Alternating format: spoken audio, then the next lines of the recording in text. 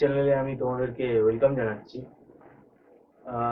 যারা ম্যাকাউট ইউনিভার্সিটিতে তোমরা বিটেক করছো, বিটেক কম্পিউটার সায়েন্স যারা পড়ছো, তোমাদের মধ্যে যারা ফিফথ সেমিস্টারে এবারে উঠলে, ফিফথ সেমিস্টারে তোমাদের যে কম্পিউটার সায়েন্সের পেপারগুলো আছে তার মধ্যে সফটওয়্যার ইঞ্জিনিয়ারিং, অপারেটিং সিস্টেম আর অবজেক্ট ওরিয়েন্টেড প্রোগ্রামিং জাভা যেটা আছে, এগুলো কম্পালসারি সাবজেক্টের মধ্যে আছে। এই তিনটে কম্পালসারি সাবজেক্ট কিন্তু খুব ভাইটাল সাবজেক্ট।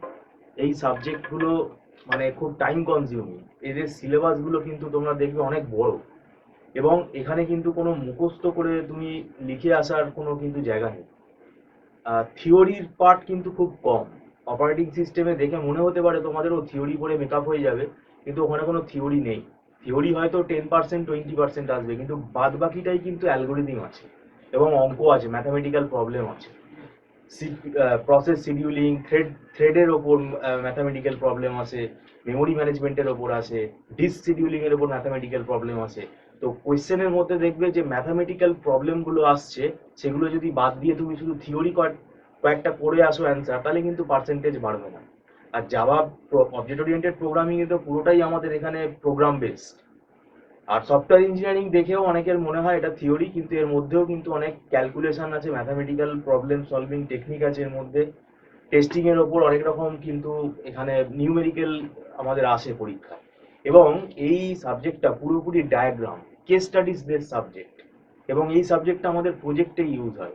এখানে অনেক আমাদের ছোট ছোট কেস স্টাডিজ বেস কোয়েশ্চেন আছে, এবং যেগুলো খুব বড় মার্কস থাকে, একটা 15-12 এরকম কিন্তু মানে একটা মানে বেশি মার্কস ক্যারি করে এই কোয়েশ্চেনগুলো। তো এই সাবজেক্টগুলো আমাদের ইনস্টিটিউটে আমরা পড়া স্টার্ট করেছি। ইলেকট্রিক সাবজেক্ট দুটো আছে। ইলেকট্রিক সাবজেক্ট ওটা তোমাদের কলেজ থেকে ডিসাইড হবে কে কোন সাবজেক্টটা নেবে, সেটা তারপরে সেটা ডিসাইড হবে।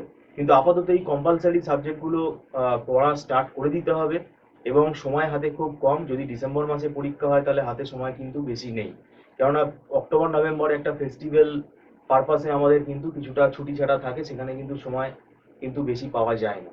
তাই আমি আবারও বলছি, যদি খুব কেয়ারফুলি যদি এই সাবজেক্টগুলো না পড়ো, তাহলে সাপ্লি চলে আসার চান্স খুব বেশি থাকে। তার মানে এটা আমি বলবো না যে তোমরা আমাদের ইনস্টিটিউটেই পড়তে চলে আসো। তোমাদের মধ্যে যদি কেউ মনে করো ব্যক্তিগতভাবে আমাদের থেকে তোমরা টিউশন গাইডেন্স নিতে চাও, তাহলে তোমরা তোমাদের যেটা স্ক্রিনে তোমরা স্ক্রলে দেখতে পাচ্ছ ফোন নাম্বার আছে, এই ফোন নাম্বারে আমাদের সঙ্গে যোগাযোগ করতে পারো। এবং আমাদের কি হয়, আমরা বিভিন্ন বই ফলো করি, কারণ একটা স্টুডেন্টের পক্ষে সব বই কেনা সম্ভব না। আমরা সেই বইগুলো আমাদের কাছে আছে, এবং প্রত্যেকটা বইতে এক একটা টপিকের ওপর এক একটা বই ভালো, সেইগুলো আমরা বুঝি। তো সেই রকম প্রত্যেকটা বই, যেমন সফটওয়্যার ইঞ্জিনিয়ারিং এর দুখানা বই আছে, দুখানা না, তিনখানা বই ফলো করি আমরা।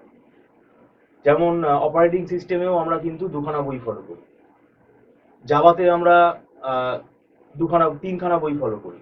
তো এগুলো কি বলবো, এগুলো সব আমাদের আলাদা আলাদা করে ফলো করে আমাদের মেটেরিয়াল তৈরি করা আছে, যেগুলো স্টুডেন্টদের কি হচ্ছে যাতে আরো বুঝতে সুবিধা হয়।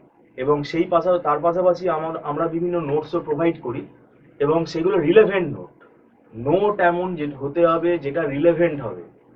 ইররিলেভেন্ট টপিকের ওপর নোট পড়ে কোনো লাভ নেই। সেগুলো আমরা পিডিএফ ফরম্যাটে দিয়ে দিই, সেগুলো আমাদের স্ক্যান করা আছে, স্টুডেন্টরা কি করে প্রিন্ট আউট করে নেয়। এবং আমাদের এখানে পুরো কনসেপ্ট বেস ক্লাস হয়। তো যাই হোক, ভিডিওটা সম্পূর্ণ দেখার জন্য থ্যাংক ইউ সো মাচ।